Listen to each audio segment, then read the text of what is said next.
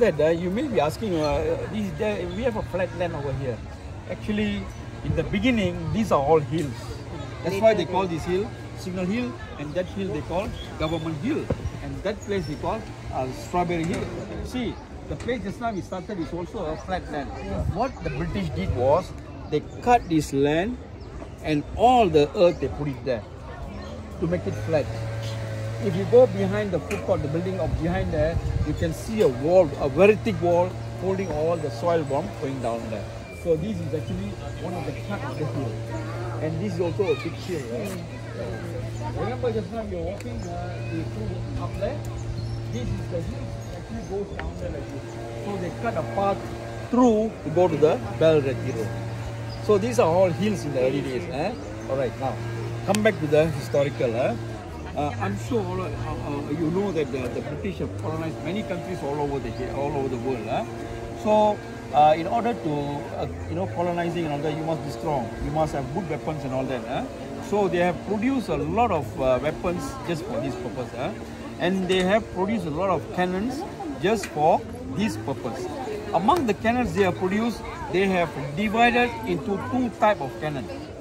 One using ammunition, and the other one is only for giving signal. So you may be asking, for signal, how do they divide? Okay, now the one using signal, they don't use ammunition. Okay. They have a material called primer, something like a firecracker. They put it inside and then they burn it. So when it blasts, when they blast, the sound and smokes come. No ammunition, only the sound. So that is why they use this for giving signals. Okay, now 1914. No, okay. This is the emblem of King George, George Reign the Third, King George the Third. And over here, this is the mark of British artillery. And over here, 39 to 14. This is actually a secret code. Oh. If you can break this code, you have the history of this cannon. Okay, now this cannon is made of three types of material: zinc, brass and bronze. No iron, no stainless steel. That is why you cannot use ammunition. Ammunition is fire, so this may destroy if you use ammunition. So it doesn't get rusted, right? If you never take care, then it is going to be rusty. Okay. So this is where they put the fire, and that's why this is just to move it. I will explain to you one by one. So this cannon weight is 2.75 ton. Okay, now so far you got any questions? Okay, how do they operate using this cannon? Before that, I'll tell you this. As I was telling you about the cannon, the signal cannon, they have chosen 5 of their best cannon just for giving signal. And you know what? This is actually one of their best cannon just for giving signal. See here, number 3. This is number 3. Cannon number 3. There's another 4. Can you guess where's the other 4? Different hills? Different places, not hills. Different places. In Penang we have 2. One here and one in the Fort Cornwallis. Alright? One in Fort Cornwallis, we have 2. So we have 2 in Penang. The third one is in Sentosa Island, Singapore. Okay, I remember seeing that one. Alright. And the fourth one is in the Madras, somewhere around in Madras. It is in Madras. Okay. We have the record saying it is in Madras, India. And the last one now, they have it in the England National Museum. Okay. So these are the 5 cannon I was telling you. Why they put it such a place? Because these are the strategic places for giving signal. Alright, just for giving signal. So they would have melted, and you said zinc and brass and bronze, right? So they would have melted and made the mold. And then this is welded, right? This piece is welded to this piece. Piece, I think. It's one piece. It's one piece? Yeah, I think it is one piece. Because if they usually like cannon, it is related to the fire and all that. If they they fix it part by part, it may break. So it is all one piece, I think it should be molded in one piece. And which year you said it was built? Okay, this was actually made in India. Made in India by the British. They have a foundry there in the early days. In India.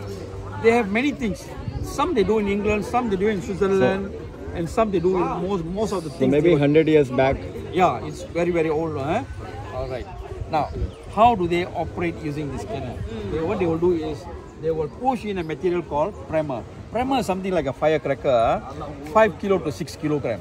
They'll push inside there. Just imagine a small firecracker, the sound, and a 6 kilo cracker, how it sounds. Must be very loud, isn't it? So they push it inside here, and this hole, they will put in a stick full of gunpowder. They call that a dead cord. Yeah. So the moment they light the dead cord burn and touches the primer blast. That's where the sound and smokes come. So wow. This is only for giving signal. Now you got the picture, huh? All right. Maybe you're asking what is it and all that. So a lot we learnt about that cannon. 4 of them have been built by the Britishers more than 100 years back, placed in strategic locations. Now we shall move to the Murugan temple. Temple is called Kovil in Tamil.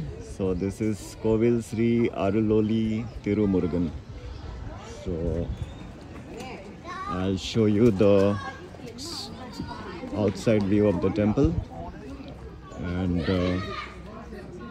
because I don't want to make too long videos, so let me just read a little bit about this temple.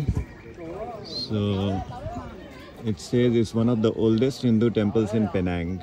It started off in the 1800s as a small shrine to the Hindu deity Murugan, a deity associated with Thaipusam by the Indian sepoys and sedan chair carriers, and is located at a mount with Penang Hill called Gun Hill.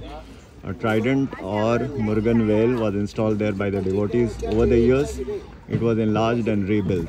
The present day incarnation of the Sri Aruloli Murugan is a very ornate Hindu temple in the Dravidian architectural style of South India. The Dravidian style of constructing Hindu temples calls for 4 principal parts. The temple proper or Viman is a shrine with a tower, a mandap or porch, gopurams or gate towers, and chawadis or pillar halls. In addition, there would usually be a tank of water for use in sacred rituals or for cleansing. So, the majestic Murugan temple in Penang Hill.